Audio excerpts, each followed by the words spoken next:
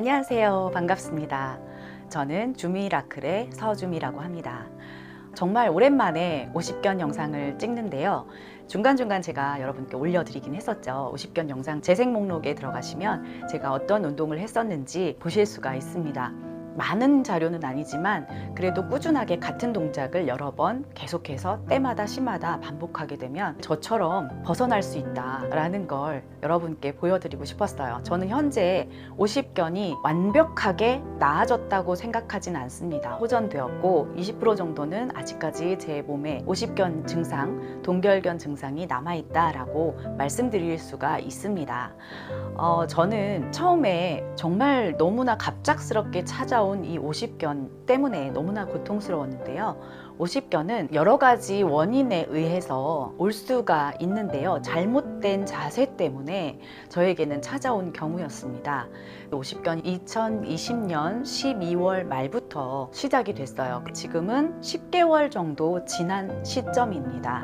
제가 처음에 영상에 올려드린 것처럼 팔을 움직일 수가 없을 정도로 너무나 고통스러운 그런 시간들을 보냈었는데요. 이후에 제가 여러 가지 정보와 자료들을 찾아본 결과 운동을 하지 않으면 그 상태에서 석회화가 될 수 있다. 진행이 되는 건 6개월 정도 시점이 지나고 나면 호전이 되기 시작하지만 그 이후에 굳어진 채로 평생을 살아갈 수도 있다라는 생각을 하게 됐습니다. 그래서 저는 월십을 가르쳐야 하는 사람이기 때문에, 그리고 제가 월십을 하기 때문에 저는 특별히 회복을 너무나 간절히 원했어요. 제가 지난주에 병원에 가서 엑스레이도 찍고 진단도 진료도 받았습니다. 정확하게 제가 생각했던 동결견이라는 진단을 받았고요. 저의 증상으로 봤을 때는 회전근개라든가 이런 부분들이 파열되지 않아서 운동을 자유스럽게 할 수 있겠다라는 생각을 하고 제 나름대로의 운동을 했었는데 그게 정말 맞아 떨어졌었어요. 네, 의사 선생님께서도 하신 이야기가 정말 고통스러우셨을 텐데 어떻게 이 운동들을 다 하셨냐라고 이야기하시면서 칭찬을 해주셨답니다.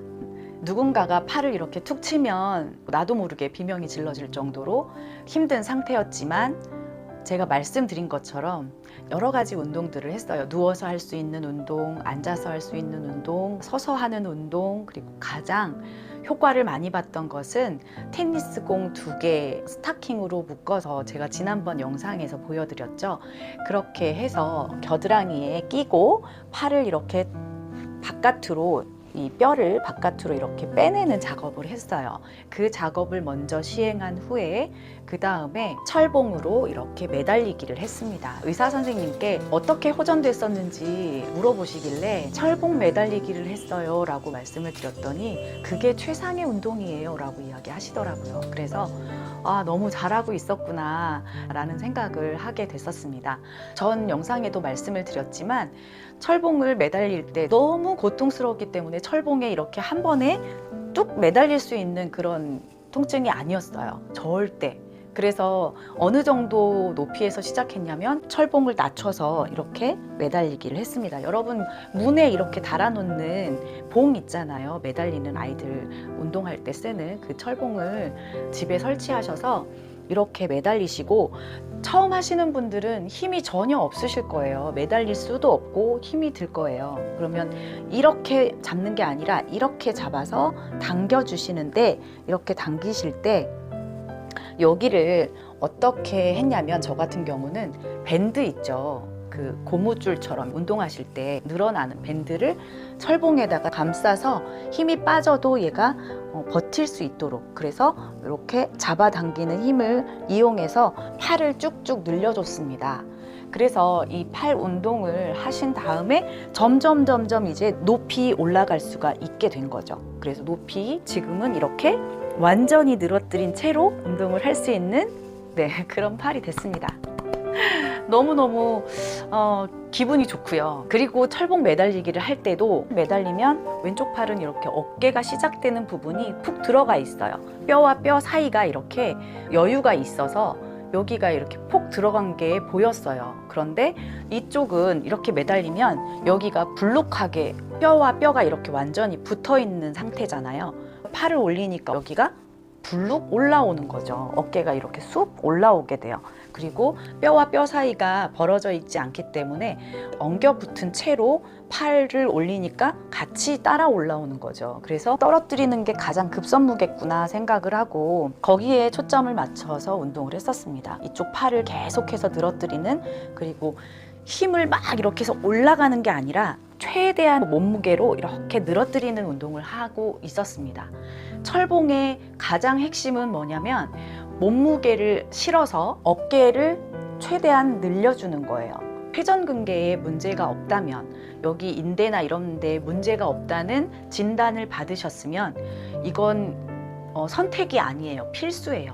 운동을 꼭 하셔야 됩니다. 매일매일 운동을 꾸준하게 하시면 정말 좋아지실 수 있습니다. 50견이 정말 너무너무 힘들었었는데 밥 숟가락을 들기도 힘들 정도로 너무나 힘들었었는데, 근데 이렇게 좋아졌다라고 이야기를 하면 야, 정말 대단하시네요 라는 이야기를 하세요.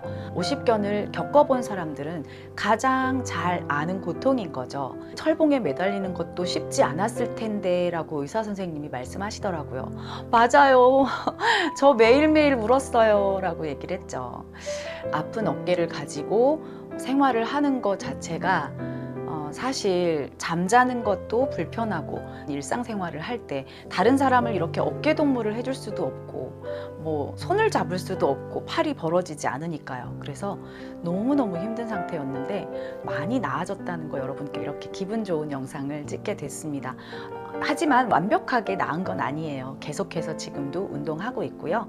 그리고 제가 왜 통증 재활과에 가서 사진을 찍었냐면, 혹시라도 50견을 이렇게 방치하게 되면 그 굳어져 있던 근육들과 뼈와 막 이런 인대들과 모든 것들이 다 뒤엉켜서 한데 이렇게 똘똘 뭉쳐서 석회화가 될 수 있어요. 그래서 완전히 그걸 고칠 수 없는 상황이 돼버리지 않을까, 이렇게 고통은 줄었지만 혹시라도 석회화가 진행되지는 않았을까라는 생각 때문에 사진을 찍게 됐는데요. 다행히 그런 문제점은 발견되지 않았고, 전체적으로 척추가 보통 일반적인 사람보다는 고든 편이지만 그래도 조금씩 이렇게 뒤틀려 있는 부분들이 조금씩 보이더라고요.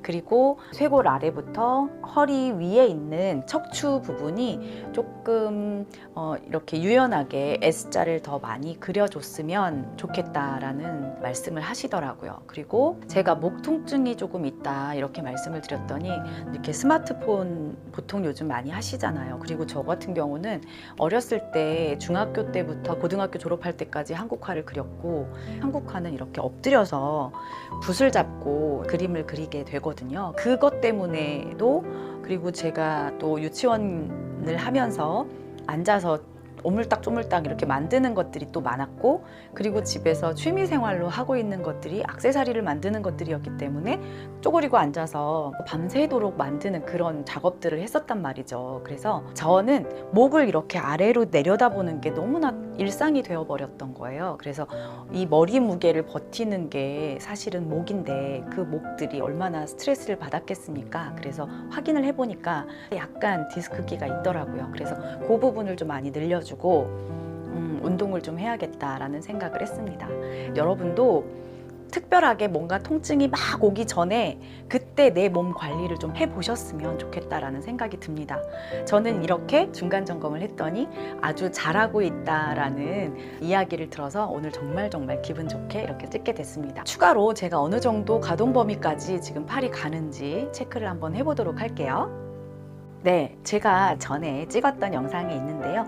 지금 어느 정도 되는지 확인 한번 해보도록 하겠습니다. 여기서 이렇게 그쳤었죠.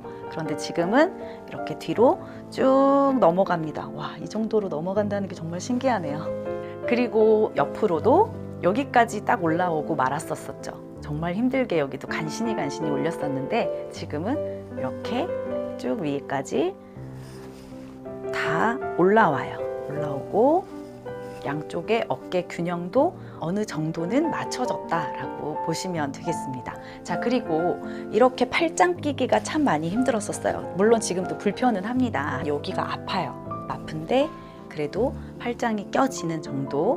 그리고 이렇게 하면 어깨 높이가 지금도 조금 다르죠. 조금 다른 게 보이실 거예요. 높이가 다르고 팔꿈치가 아래로 떨어져 있는 게 보이십니다. 그런데 그럼에도 불구하고 이 정도로 맞춰졌다는 거. 그리고 팔 뒤쪽은 왼손은 여기까지 올라갔고 오른손은 여기서 안 올라갔었는데 지금은 여기까지도 됩니다. 물론 여기가 통증이 좀 있긴 한데요. 그래도 이 정도에 편하게 올라갈 수 있는. 전에는 이렇게 했었죠. 그런데 지금은 여기까지 내가 손으로 옮길 수 있다는 거. 전에는 여기까지밖에 안 됐었는데 지금은 여기까지 숙이지 않고 할 수 있다는 거. 그리고 사진으로 이렇게 해서 보여드렸었는데요. 양쪽 팔을 이렇게 들게 되면 여기가 이렇게 많이 올라왔었어요. 근데 지금도 올라옵니다. 그런데 그래도 그때보다 훨씬 편하게 올릴 수 있어요. 지금도 여기가 높죠? 네, 아직 갈 길이 멉니다. 원래 상태를 찾으려면 조금 더 운동하고 조금 더 관리를 해야 되고 어찌됐든 간에 지금은 10개월 차 중간 점검이었다는 거 여러분. 그리고 제가 여러분께 추천하는 건 우리가 건강검진을 2년에 한 번 정도 하시잖아요. 그런데 뼈 사진을 찍어보는 건 저도 20대 그리고 30대 때 한 번, 그리고 지금이 처음이었어요.